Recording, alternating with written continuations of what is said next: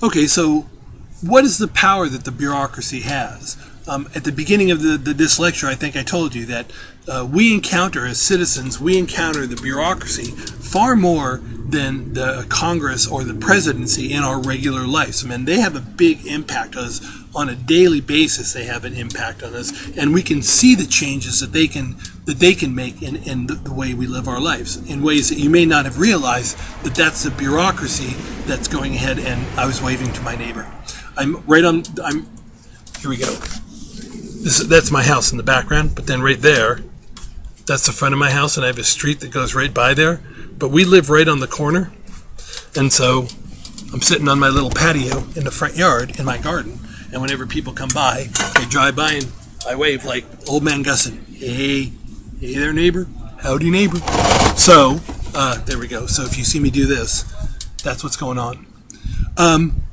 So the bureaucracy, we encounter it on a regular basis. You just probably don't know that that's what you're encountering. They're the ones who have a big impact on our life on a daily basis. So let me explain how this works. So you know how a bill becomes a law, and we've talked about this already when we talked about presidential signing statements even, that when Congress passes laws, what they do is they tend to use vague language. They'll set the broad policy guidelines when they go ahead and pass laws. So if they go ahead and, like when they created OSHA, they created this agency, and they said the mission of OSHA was to go ahead and make sure that workers were safe. Right? But they didn't provide any details for what safe was. You know, I mean, you think about it, what constitutes safe? When do you know workers are safe? Well, I go back to my days as a plumber, right?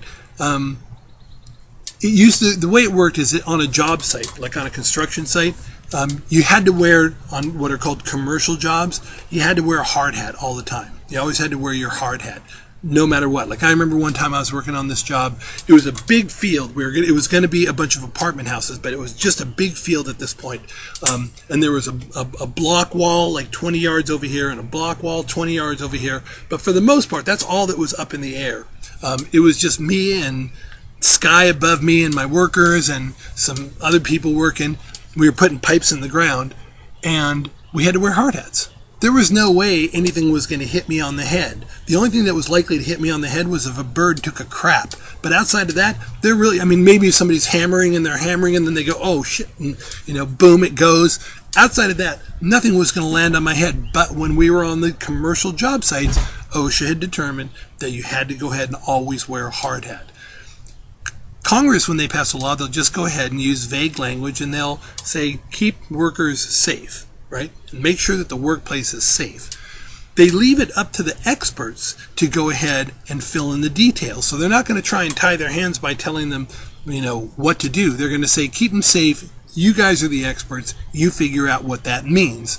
So, for example, one of the other things, I remember looking on the OSHA webpage when I first started teaching. I was sort of curious about this stuff. And I looked up the rules for hard hats, the hard hats that you have to wear. And there are all kinds of rules for how thick the hard hat has to be, what kind of plastics you can use and you can't use, how high above your head the hard hat has to sit, because it doesn't sit right on your head. There's like sort of cloth that keeps it in the air, so if it gets hit and it goes down, it doesn't crush your head. All this stuff spelled out in great detail, right?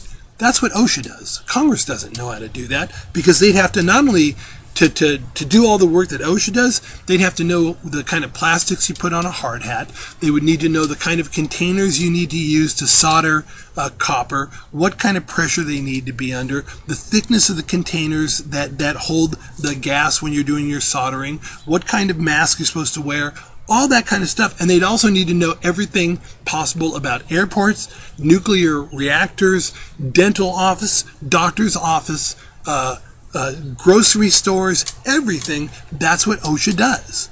And so what Congress does is they go ahead and they write vague laws, and the bureaucracies fill in the details. Like, for example, determining what kind of plastic you can use in a hard hat and how thick it needs to be and how far above your head the hard hat needs to sit.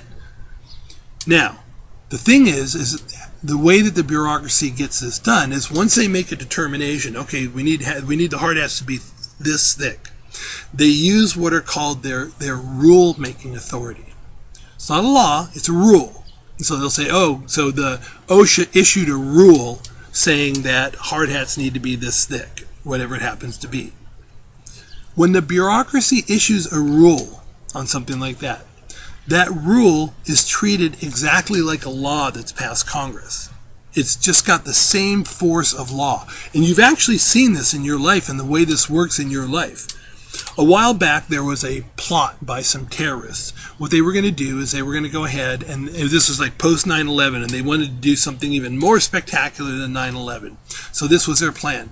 They were going to have a bunch of terrorists get on planes in somewhere on the Atlantic Ocean, in Europe. And they would all get on separate planes right around the same time. And as they were coming over, when they were over the middle of the ocean, they were going to blow up the planes. How? They had these containers that looked like a regular drink, like a regular soft drink. But it wasn't really a soft drink. In the top of the container, there was a chemical, and then there was a barrier in the middle. And on the bottom of the container, there was another chemical. So the barrier kept them apart from one another. But if you punctured that barrier and those two chemicals hit together, it created an explosion. So they were going to blow up 10 or 11 planes over the Atlantic Ocean all at the same time. That was their plan. Sort of this big, spectacular, yeah, you thought you were safe. No, you're not. Well, as soon as they uncovered this plot, the NTSA, the National Transportation and Safety Administration, or sometimes just called TSA, went ahead and they issued a rule. And you guys probably remember this rule for those of you who do any flying. The rule was you can only bring liquids on 3/4 of an ounce, and it had to be in separate bottles, and it had to be in a plastic baggie.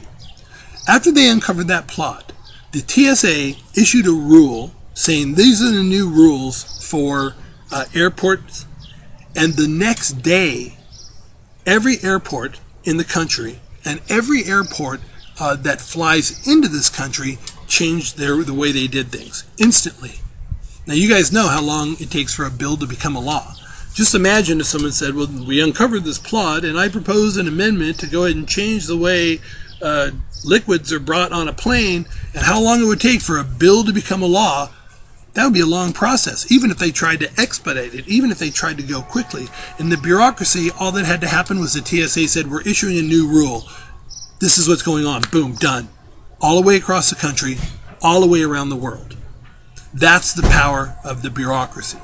So these rules are treated exactly like a law that's been passed by Congress. Okay. Now, the Congress can overturn these rules. So just because a bureaucracy issues a rule doesn't mean that it can't be changed. It can be changed. The courts can declare them unconstitutional. So there is a check on the bureaucracy. They can't just do whatever they want. But this is where the power of the bureaucracy comes in. As a matter of fact, most of the changes that happen in relation to cigarette smoking, back when I was a kid, right? There were cigarette commercials on TV. Cigarette boxes never had warning labels. Advertisements didn't have warning labels. The whole way that this first started, where the whole thing with warning labels first started, people wanted Congress to go ahead and pass a law to go ahead and put warning labels when they started to realize, oh, cigarettes cause cancer. But Congress wouldn't do anything. Why? Because they were controlled by Southern Democrats, and in the South, guess what? That's where they grow tobacco. So Southern Democrats were like, we're not doing anything. And so what happened was the Federal Trade Commission, which is part of the bureaucracy, one of those independent regulatory commissions, issued a rule that said any cigarettes that cross state lines, because if it crosses state lines, then the federal government has jurisdiction. It can be under federal control.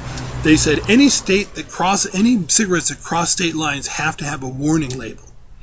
Well, here's what happened. Congress responded by going ahead and saying, FTC, we're canceling that rule, and you are no longer allowed to make any rules for the next 5 years having to do with cigarettes. That's what Congress can do. Now, just so you know what happened then, is the Federal Communication Commission at the time went ahead and they issued a rule that said that any advertising of cigarettes had to have a warning label on it. At the same time, the Veterans Administration used to go ahead and what they would do is they would give this is going to sound crazy, but it's true. So we're talking the 1950s and 60s. What they would do is to thank their soldiers for their battles, if they, for fighting in wars. One way they thank them is if they were in the hospital, they gave them free cigarettes. In the hospital, they were giving them free cigarettes. I'm not lying about this. The VA said, we're not going to do that anymore. The Bureau of Indian Affairs used to go ahead and they used to provide free cigarettes to Native Americans. Kind of like, sorry we stole your land. Here you go, here's some cigarettes, as our way of saying I'm sorry, right? The Bureau of Indian Affairs stopped going ahead and giving cigarettes to the Native Americans. Gradually, what happened is the bureaucracy made a move in trying to change the way that cigarettes are dealt with, and eventually Congress followed. So sometimes the bureaucracy is like leading the way. They can be really helpful, but again, Congress can overturn the rules, and the courts can declare them unconstitutional. So that ends that section. Now we're going to move on to the people who work in the bureaucracy, and that'll be in the Bureaucracy 05.